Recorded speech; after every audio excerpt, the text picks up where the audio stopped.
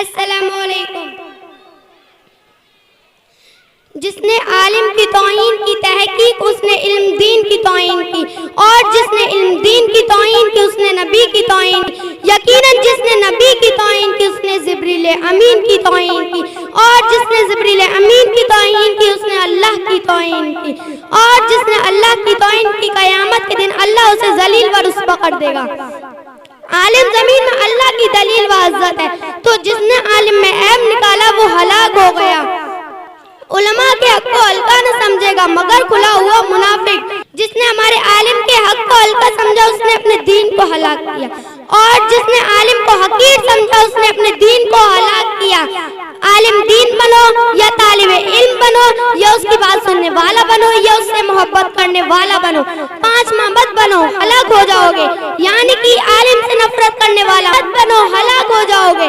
دو آدمی عالم دین اور طالب علم دونوں کے بیچ بھلائی نہیں ہے۔ چھوٹے بچوں کا یاد کرنا ایسا ہے کہ پتھر پر لکھنا، اور بڑے ہو جانے کے بعد یاد کرنا ایسا ہے کہ پانی پر لکھنا۔ پتھر کا لکھا ہوا کبھی مٹتا نہیں اور پانی پر لکھا ہوا مٹ جاتا ہے، اس لیے اپنی اولاد کو بچپن ہی میں پڑھائیں، بڑے ہو جانے کے بعد یاد نہیں ہوتا۔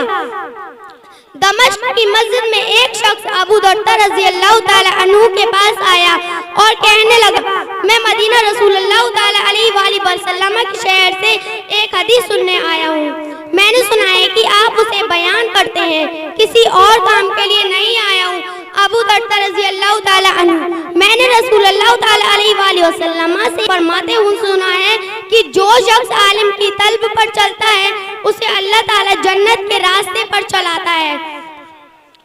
اور آسمان پہ رہنے والے اور زمین پہ رہنے والے اور پانی کے اندر مچھلیاں یہ سب ان کے لیے استغفار کرتی ہیں۔ ایک ندی کے بیچوں بیچ ابلیس کا تخت بچھتا تھا اور اس کے سامنے اس کے چیلے چپاٹے بیٹھتے تھے، اور اس نے اپنے چیلے چپاٹے سے پوچھا کہ آج تم نے کیا کیا کام کی؟ ایک نے بولا کہ میں نے باپ کے ہاتھوں بیٹے کا قتل کروا دیا، اور دوسرے نے بولا کہ میں نے ایک گھر میں آگ لگوا دی، اور تیسرے نے بولا کہ میں نے ایک بیٹے کے ہاتھوں باپ کا قتل کروا دیا، اور چوتھے نے بولا کہ میں نے ایک گھر میں چوری کروا دی۔ سب سے چھوٹا بولا کہ میں نے ایک چھوٹا بچہ پڑھنے جا رہا تھا تو میں نے اسے بھڑکا دیا۔ ابلیس یہ سن کر بہت خوش ہو گیا اور خوشی سے اسے گلے لگا لیا، اور سارے چیلے چپاٹے یہ دیکھ کر جل بھن گئے، آگ ببولا ہو گئے اور بولے، آقا میرے آقا مجھے انصاف چاہیے، ہمیں انصاف نہیں ملا، ہم نے اتنا بڑا بڑا کام کیا تو آپ نے ہم سے خوش نہیں ہوئے، اور اس نے اتنا چھوٹا سا کام کیا تو آپ اس سے اتنا خوش ہوئے۔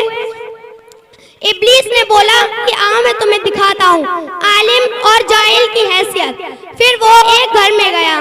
ایک آدمی اللہ کی عبادت کر رہا تھا تو اس سے جا کر بولا کہ اللہ تعالیٰ نے تمہیں آسمانی دنیا پر بلایا ہے، اور جا کر اس سے بولا کہ میں تمہارے لیے برا لے کر آیا ہوں، اور اسے گدھے پر بٹھال کر ایک جنگل میں لے جا کر جہاں پر گوبر ڈلتا ہے وہاں پر لے جا کر پھینک دیا،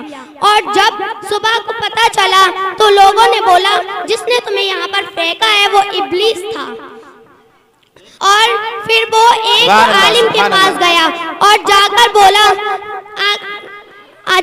بولا کہ ایک سوال پوچھنا ہے مجھے، اور ان سے بولا کہ پوری دنیا کو اللہ تعالیٰ اس شیشی میں ڈال سکتا ہے؟ تو عالم نے جواب دیا کہ اللہ کی اتنی بڑی شان ہے، اس شیشی تو بہت بڑی ہے، اللہ پوری دنیا کو ایک سوئی میں ڈال سکتا ہے۔